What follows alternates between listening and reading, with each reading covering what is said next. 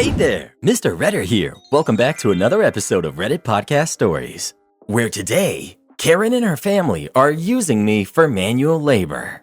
My girlfriend, who's 27, and I, 28 male, we've been together for about a year now. She's great.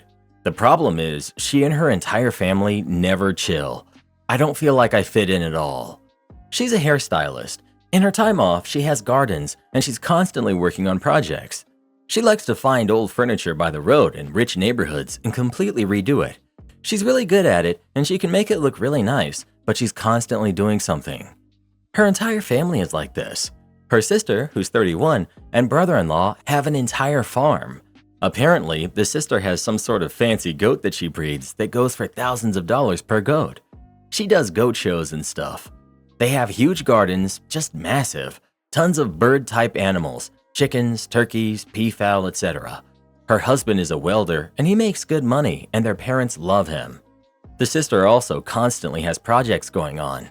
Pottery, paints, makes baskets, etc. Constantly something. I've been roped into digging potatoes and other gardening ventures as well as building a whole fence. However, they do give us a lot of free food, and they are very generous, so I try not to complain. Her brother, same thing. Works in construction, gets off, has gardens and tons of projects he's always doing. I found myself randomly clearing land a few times with him. Their dad is also the same way, constantly has a project going on, works construction, just constantly doing something. The rest of their family, grandparents, aunts, uncles, cousins, etc. also do this. There's constantly something going on, and they all do blue-collar type work.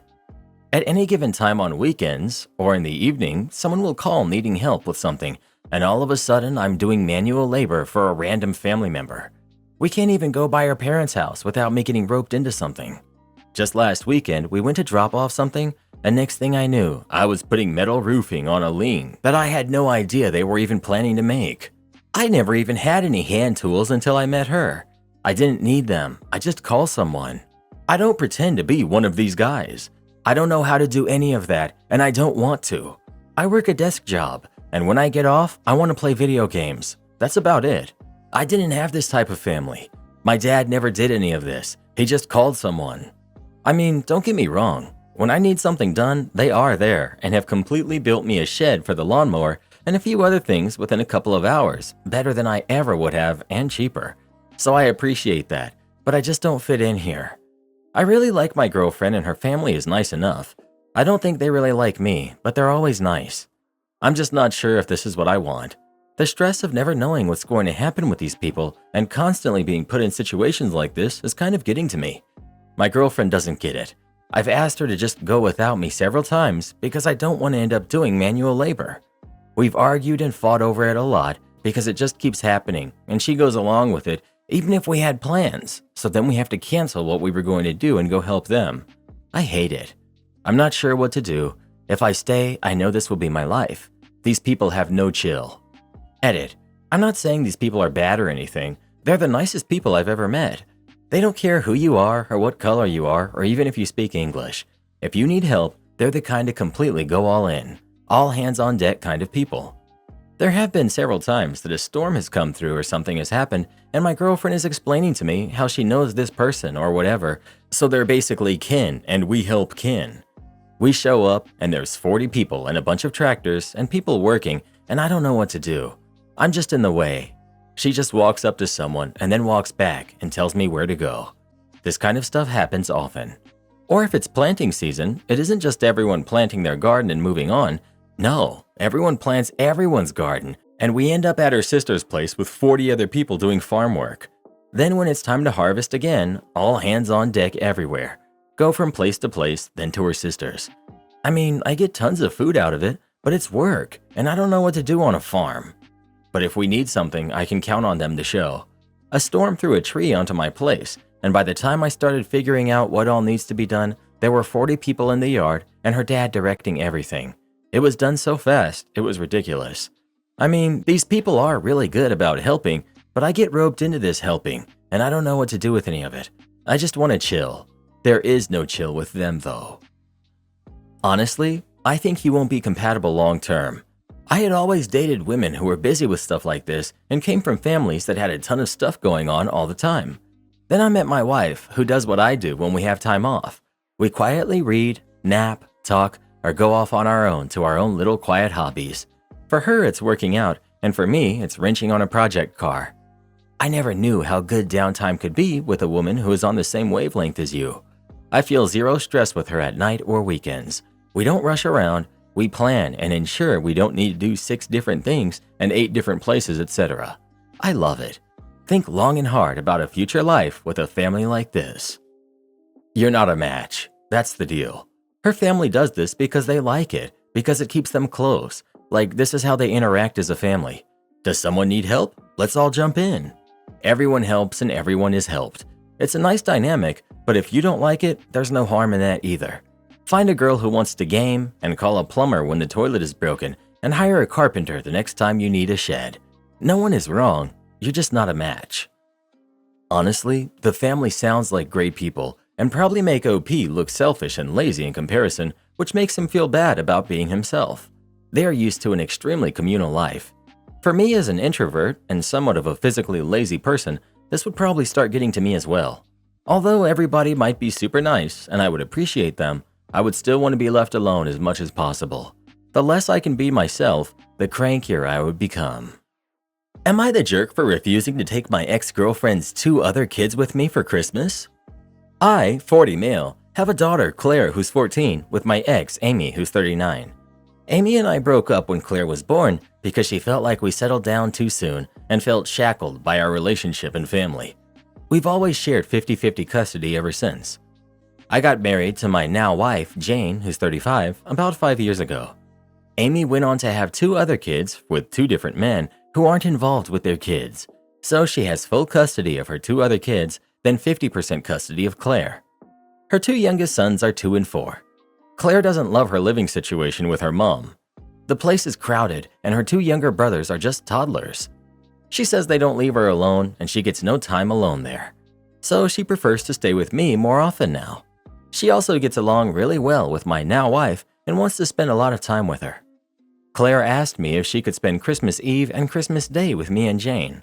Our regular schedule was that Claire spends Christmas Eve with one of us and Christmas Day with the other. Then we switch it around the next year. I told Claire that I can't give her an answer to that without discussing it with her mom. She asked her mom before I could discuss it with her, and Amy called to tell me it's okay and that Claire can spend both days with me because she has her hands full anyway, and it would take some work off of her plate.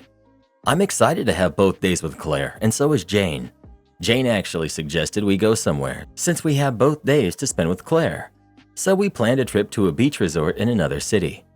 I called Amy to let her know, and she said it's fine, but she called me back 2 days later asking if there's any chance I can cancel the beach trip and do something in our city, and also include her sons so that she can go and see her family this Christmas.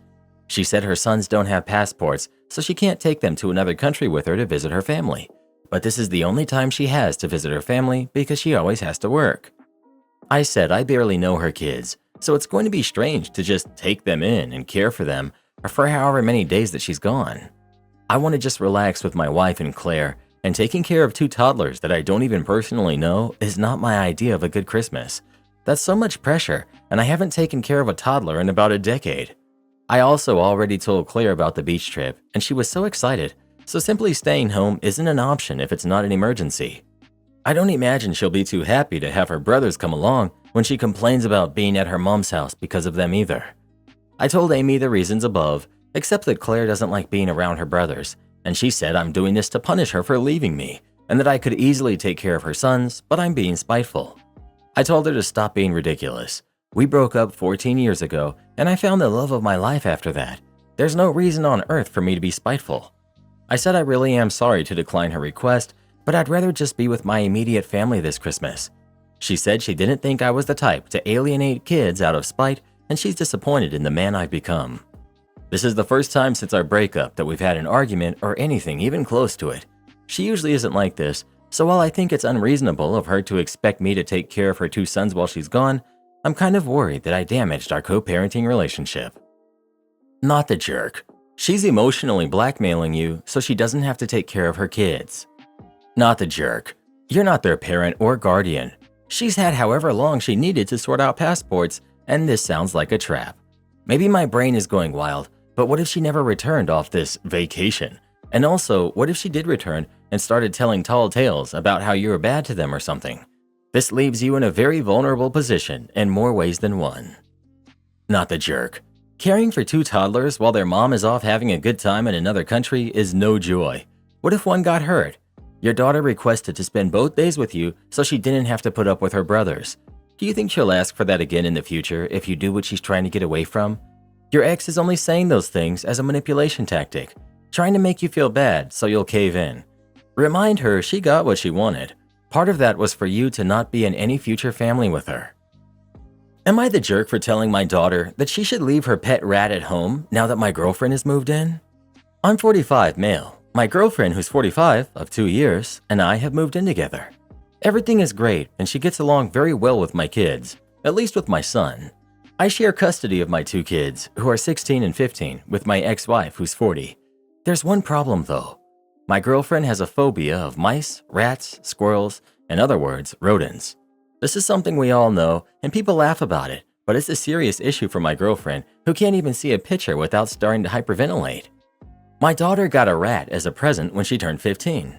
She brought it home, and my girlfriend freaked out, and she apparently left the apartment without even noticing that she didn't have her shoes or coat on. I got upset with my daughter because she knows my girlfriend's fear. I told her that she should leave her pet at her mother's house from now on when she comes over. My daughter got upset and started yelling that my girlfriend is being ridiculous and me too. Her rat wasn't the problem, so it shouldn't have to be kept at her mom's, and that my girlfriend should move out since she's the one who has the problem with the rat, not the rat with her. I told her that we are a family and family makes compromises. Now she's saying if her rat isn't welcome, then neither is she, and she's planning to stay with her mom until her rat is allowed or my girlfriend moves out. My ex-wife called me to tell me that I'm the jerk for choosing my girlfriend. I told her she was the jerk for getting my daughter this present. Am I the jerk? Update. Yeah, like many here have anticipated, this whole rat thing was planned on purpose, and I have to say it makes sense since I never once had the impression that my daughter even liked rats. I was surprised at the birthday party. My girlfriend and I moved in together about 3 weeks ago, and the rat showed up 10 days ago. I know this now because I've tried to text my daughter about other suggestions, like a second rat, a dog, etc. She has made up her mind, it's her or my girlfriend in the apartment. My son told me all of this. He said that my ex-wife and my daughter have been bashing my girlfriend and calling her a homewrecker. Anyway, my daughter can live with her mother for the time being because, legally speaking, kids here can decide which parent they want to live with at her age. The plot twist is that my son expressed desire to move in permanently with me instead, and I guess that's because of all the drama. My son hates conflict and confrontation. Of course, ex-wife is now bombarding my phone because she believes that I have put my son up to this because my son said he'll start packing a bigger bag today if I agreed to him moving in permanently. He talked about visiting her instead of living there, and I agreed. This is escalating very fast, and I don't seem to have found the brakes to stop the madness. My suggestions made things worse. Thanks for listening. If any 40-plus divorced parents have any advice on how to resolve this issue, I'm all ears. And if it's relevant in any way, I didn't leave my ex, she did. One day she sat me down without forewarning and told me she wasn't happy anymore and wanted a divorce. Everything went fast afterwards, and we were divorced 6 months later. It was never an affair or anything, but I think she liked someone, but it didn't work out. After a few months, she said she regretted it and wanted to reconcile, but I didn't feel right about it. And one thing was her finality in her decision, but most importantly, I wasn't in love with her anymore. So she suggested us dating again. We were supposed to keep that a secret in case the spark didn't reignite, and we would have built up hope for our kids for nothing, but she probably told them anyway. I started dating my now girlfriend around the same time, and I fell in love with her. I ended things with my ex. The odd thing is that she cordially accepted my decision, but apparently she hasn't, and I'm reaping what we sowed now. It felt good to vent about it here, so thanks. And any 40-plus divorced parents who would want to talk, hit me up. Absolutely not interested in input from 20-year-olds with no experience of parenting. Update. Well, my daughter is now refusing to talk to me, and she has moved in with her mom and said that this is permanent. My son moved in here with me, and I can see that he really enjoys it here. I've been blocking my ex-wife's number for periods at a time because I've been receiving all kinds of threats and insults from her saying that I manipulated my son against her. My son is a very quiet boy and has never given me any impression that he's been having a bad time with his mother. I only noticed when he moved here and started talking and opening up about how miserable he's been. The rat, my daughter decided to free him, and she and her mom drove to the woods and just let it go. I'm no expert on rats, but that's the story. My girlfriend and I have decided to get a dog. Maybe that would change my daughter's mind about not visiting. Although I must admit that life has been so much easier now than when she was around, making everyone walk on eggshells not to set her off. Both her and her mom refuse therapy. Over and out. Am I the jerk for telling my daughter that either everybody comes to her birthday party or no one comes at all? My daughter is 11, going on 12, and her birthday is coming up in a few weeks. For her birthday, she wants to go swimming, so we rented the local community center that has a pool and a giant activity room where we'll have lots of treats and stuff. We asked her to make a list of who she wants to invite so we can get everything coordinated. She asked if we could just invite her whole class of 20 or so kids. It's a big activity center with lots of room, so we said that was fine. So she goes to the kitchen and about 10 minutes later comes back with her classmate directory. Her school puts together a small binder that lists the names of the students by each class, the names of their parents, and a phone number and email address for them. She hands it to me, and I quickly noticed that 3 names had been crossed out. I asked why, and she said those are the ones she doesn't want to invite. I started asking her other questions, like if they had an argument, or if they were mean, bullies, etc., and she maintained that no, she just thought they were strange and didn't like them. I told her that she can't just invite the whole class with just 3 exclusions. She just kind of looked at me and said it's her birthday. I explained that this could be hurtful to them, and that if she was so staunchly against them attending, then it would be better to have a smaller party and invite just a handful of her closest friends. She said she doesn't want a smaller party, she wanted a big party, and I told her then everyone in the class is getting an invitation. She said no, they aren't, and I told her okay, then no one is, and she ran out of the room crying. She has started crying and running away whenever she has seen me since, and I'm starting to feel guilty. My wife was frustrated with me and says that she gets where I'm coming from, but it is my daughter's birthday, and she should have only the people there that she wants. I try to explain that I don't want our daughter to be a reason that these 3 kids have a crappy time in school. I can't, in good conscience, let her exclude other kids like this. Am I the jerk here? Wife says all we need to worry about is our daughter having a fun birthday, and I'm already ruining it for picking a fight over something no one will remember years down the road. But I don't agree at all. If they were bullies, that would be one thing, but they aren't, so to me, it's cruel. And cruel sticks with people. Not the jerk. Can I suggest you speak to your daughter's teacher and ask if there have been any issues or trouble with those 3 kids she doesn't want to invite? But you are right, if there are no issues, it should be all or none. Not the jerk. Kudos for teaching her right versus wrong. Maybe turn it around and ask her how she would feel if she was one of the 3 excluded from a classmate's birthday party. This one's hard. As a teacher, I personally do believe kids should be able to pick who they want and not be forced to invite the whole class. This is a special day for them, and in the real world, you don't include everyone as much as it sucks. However, inviting such a large percentage and then leaving out just 3 is really rough. Any way to edit things a bit? Does she mostly have girlfriends and there are 3 guys? So maybe leave out all the guys and make it an all-girl party. I feel like in a class of 20, maybe leaving 7 out is okay. But when you start getting down to the smaller numbers, it'll hit them hard. Whatever you do, send the invites outside of school if not everyone is invited. Ultimately, I suggest you talk to the teacher. Your daughter may not want to share the real issue. No jerks here. You're the jerk. I know this might be controversial, but I was a kid not long ago, and I was friends with most people in my class, but there were definitely kids that I didn't like or get along with that I didn't want at my birthday party. And I've always thought it was unfair that I had to invite them. My mom had the same opinion as you. Everyone should be invited, and I shouldn't leave anyone out. But at the end of the day, it's their party, and it will just be uncomfortable for the guests because they will know that they're not wanted there. Trust me, kids are ruthless and will go above and beyond if they are unhappy with the situation. I think you're just going to end up making your kid unhappy and the other 3 kids as well. Will your daughter and her friends actually include them in the activities? Or will they just show up to the party and be left out by everyone for a couple of hours? Which scenario is best? If they were toddlers, I'd understand. Kids that young are friends with grass if need be. But they are at the age to have people that they like and dislike. I won't share gift cards with my husband. I, 33 female, have a type of job in one of the care industries. While I do work for an actual company, sometimes the clients that use the services of the company are so grateful of the level of care that an individual employee may give to their loved one, they feel moved to give us gifts for our efforts. These gifts can range anywhere from a bouquet of flowers to homemade or store-bought treats, gift cards, etc. Anytime I get delicious treats from clients, I always share them with my husband, who's 33, male. However, if I come home with gift cards, like a $25 Amazon gift card or a $50 Visa, my husband wants me to share those as well. One time I came home with 4 gift cards, Target, a Visa, and 2 Amazons. When he saw them, he started talking about how I need to share them since no one gets him gifts for his work. He works in construction.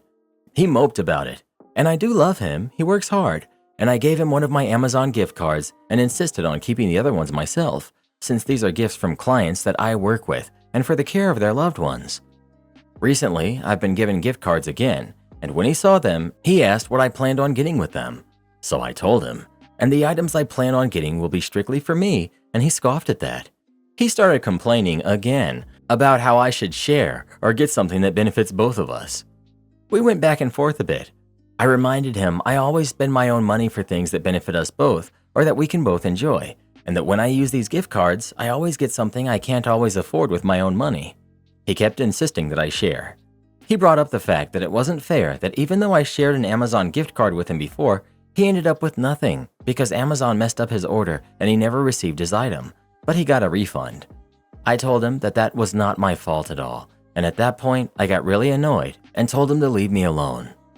He made a comment about me not being raised to share. I'm an only child, and I got mad and told him, that's that sibling mentality and only works with parents and their kids. Get over yourself. And I walked off. He side-eyed me. I kind of feel bad about it, but honestly, I just want my gift to be mine. I work with a new set of clients every few months, so this is a frequent occurrence. Is there a better way I can respond or handle it better in the future? More context. We're not exactly well off, but bills are always paid and our fridge is always full. We can afford to treat ourselves once a month, and we always treat ourselves together or we don't leave each other out. But like, if we want to get ourselves something really nice, like a set of weights or a kit to do my nails, then it is a sacrifice the other does not benefit from, so we put purchases like that on the back burner for a while. We have gifted each other just because in the past as well. Additional info. My husband works construction and I work in a care industry that is not medical. In fact, in the field I work in, it's customary in the US to give gifts to the workers during a designated appreciation week or during Christmas holidays. So I only get gifts twice a year, more than 6 months apart usually, and the most gift cards I've ever gotten was 4. But the value of those gift cards usually don't amount to more than maybe $50. We also have no kids.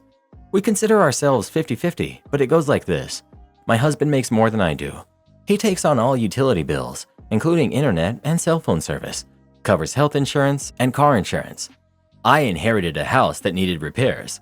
There's no mortgage, but there is a home repair loan I pay monthly, and I pay the car note for a car that I purchased. Since the house belongs to me, I choose on the responsibility of saving for property taxes. After we're done paying our bills with our own separate accounts, we usually have a few $100s left in our individual accounts.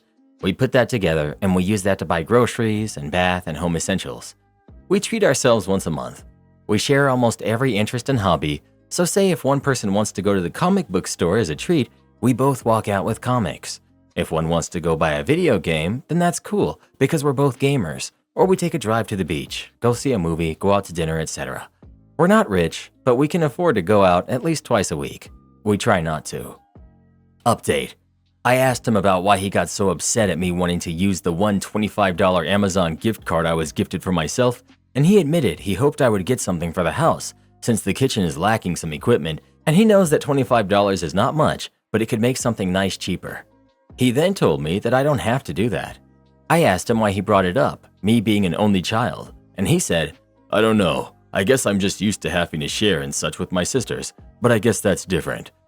I reminded him we share everything except makeup and clippers, and reminded him it's not my fault my mom couldn't have more of me, just like it's not his fault his family had to stretch resources, and comparing our childhoods isn't going to help the situation any. I told him I wanted to get a gel nail kit so I could do my own nails again. I lost my old stuff in a fire. And he said, I do like when your nails are done. Then we went out for a nice breakfast. So yeah, I'm keeping the gift card. The end. Thank you and good night. My fiance secretly went to Paris to see a female friend. I'm 27 female. My fiance Eric, 27 male, has a friend, Jane, who's in her 20s, who lives in Paris. She had moved by the time we were introducing each other to our friends, so we've only met over a video chat. Me and Eric have been together for a year and a half, and before we got together, he and Jane were involved. He told me it ended badly, but they did get over it. I don't know exactly what happened. I've never asked. She's really important to him. They do talk once or twice a month over text or video chat, and I know that they have a lot in common. I've never gotten the impression that either one wants to go back to how it was before, and he's never given me a reason to be insecure, until now. He asked me to marry him 3 weeks ago, and I said yes. I was really excited to marry him, but then suddenly a few days ago, he announced that he needed to go visit family, which was weird because he cut his family off several years ago. He has expressed to me that he has no interest in seeing them again. He said that it was an important family emergency, and then he just left. He kept me updated, and we talked a few times on the phone. He told me that his mom was having health issues. I had no reason to be suspicious. Edit. I'm reading that over, and it sounds weird, but he's always been very touchy when it comes to talking about his family, and I didn't want to push it. But then, a couple hours ago, I get a message from Jane asking if Eric was okay. I said that he was visiting family, so he was probably just a bit stressed out, which is why he wasn't responding to her messages. She then informed me that he's in Paris with her and snuck a photo of him in her apartment. I haven't replied to her yet. I'm freaking out. I have no idea what to do.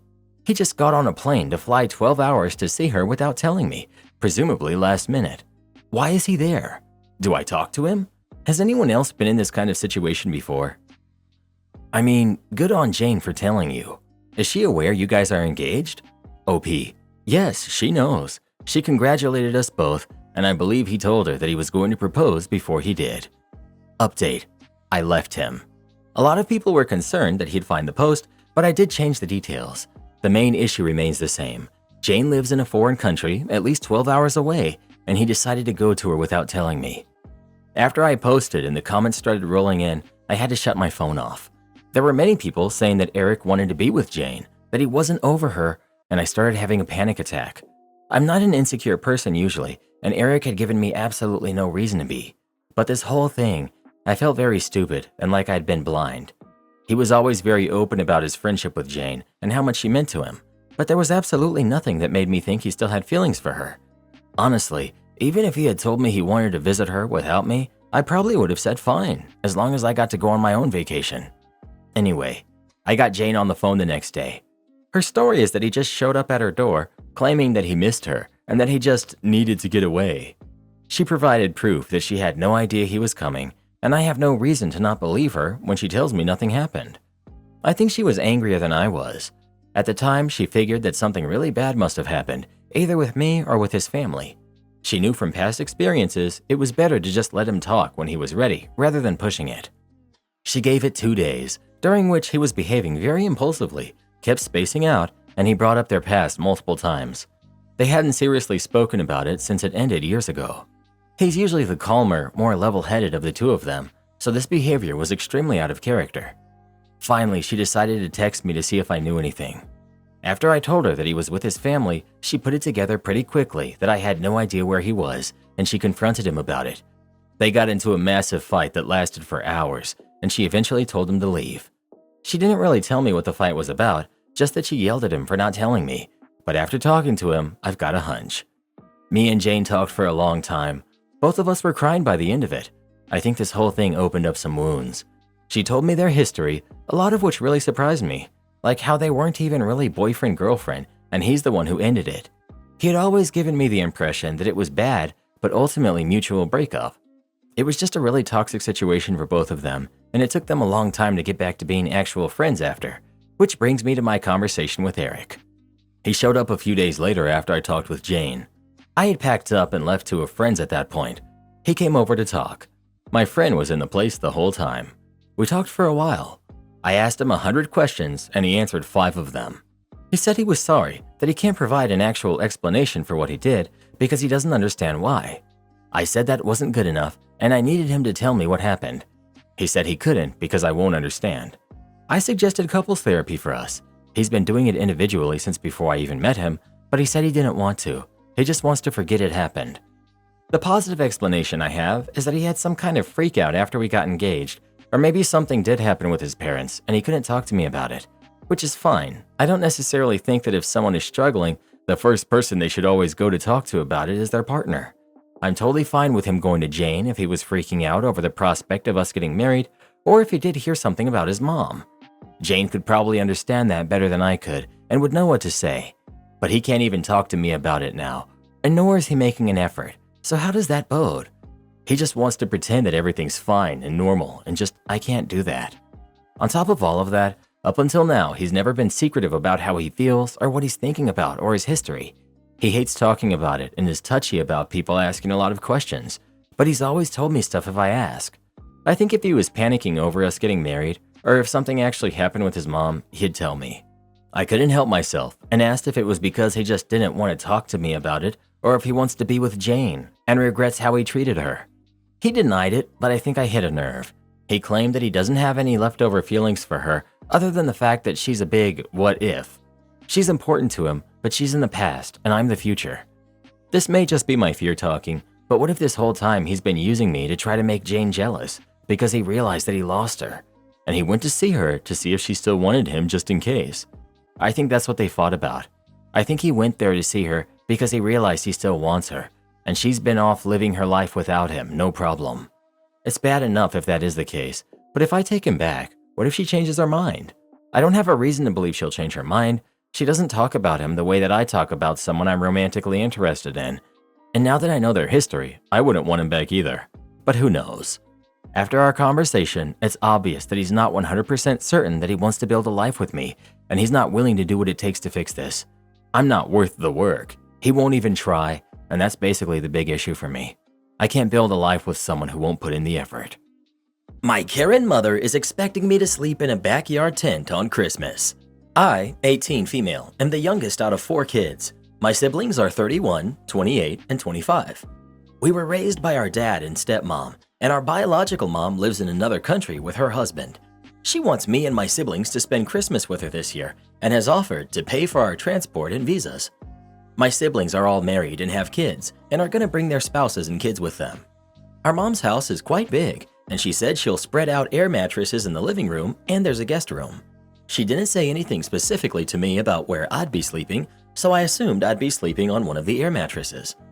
Well, one of my brothers told me that my mom expects me to sleep in a tent outside. I honestly thought he was messing with me, but when I asked my mom about it, it turns out she did. The conversation wasn't in English, but it basically went like this. Me: brother said that you expect me to sleep outside in a tent. Is this true? Mom: yeah, I thought you would be fine with having your own tent. Me: why didn't you talk to me about it? Mom: I didn't think it would be a problem. Is it a problem? Me: it is. I don't want to sleep outside. Mom: I don't know what you want me to do. There's too many of you. Me: can I sleep on the couch? Mom: no, my husband likes to watch TV late. You'll be a nuisance. Me: I don't know then, but I'm not sleeping outside. I'd rather not go. My mom told all of my siblings about the conversation, and now they're all mad at me and told me to just suck it up and go. They said I'm being selfish and making a fuss about nothing, and that I can't expect any of them to sleep outside with their spouse or their kids. I told my dad about it, and he's now really upset with my mom and said that she's being a mega jerk and alienating me on purpose, and they had a huge fight on the phone. My siblings are all mad at me for causing this. Edit: my mom lives in Western Europe, so it will be very cold there, and most likely snowing as well. Not the jerk. The fact that your stepdad wanting to watch TV at night is more important than you being able to sleep inside tells you exactly where you stand in your mother's priority list. If your jerk siblings continue to pretend that sleeping outside in a tent during winter isn't a big deal, tell them that you'll accept their offer to switch beds with them. Not the jerk. What kind of person expects a guest, regardless of whether they're family or not, to sleep in a tent outside when everyone else gets a cozy air mattress inside? I just can't wrap my head around that. Well, what would you do in this situation? Would you still go to your mom's or not? Please let us know. I think it sounds like it could actually be fun, as long as it's not too cold in there. Knock money off my paycheck for grammar mistakes? Let me point out all the mistakes on my boss's work. Years ago, I took a job in another country for a very small company that taught English. My responsibilities included reviewing and editing lesson plans created by non-native English speakers. Many of the lessons taught EU English, while I'm accustomed to US English. My boss, and the only other native English speaker, was from the UK. Therefore, there were certain nuances that I was unfamiliar with. That being said, I was one of the better people on the team QAing, but I wasn't perfect by any means. There were often mistakes I saw slip through on lessons not assigned to me to review, but I never purposefully called people out for them. It was kind of a crappy company and bad lessons to begin with. But if there were glaring mistakes, I would quietly fix them. One pay period, months after I had been working there, I received a decrease in my pay along with a note explaining that the reasoning was because of X and X mistakes that had slipped through on my work. I was upset as this was not a part of my contract, but I couldn't really contest it in this foreign country. The note did, however, note that this decrease in pay for mistakes made on job duties was for all employees in my department. I knew that there were tons of mistakes on other lesson plans that weren't mine, so I pulled up the first one and began sending messages in the group chat of every mistake I could find, and there were a lot. I did this rapid fire until my boss, who was sitting across from me, sent me a message that essentially said, "Don't worry, I can assure you I am being held to the same standards and expectations," before he got up and walked away in a huff. After he walked out of earshot, my other coworker laughed and said he had messaged her and asked how I knew that particular lesson was one he had QA'd. I told her I didn't know. I had just pulled up the first one I knew there were tons of mistakes on. I didn't get any more money taken out of my paychecks after that, but I left the company shortly after. Edit. Have learned I'm stupid, and it was British English. Do this next. Tap here on your screen to come see our new podcast playlist, where you'll find thousands of hours of the best stories you've ever heard. Or tap the one on the right. That episode is specifically just for you, based on other videos you've enjoyed the most.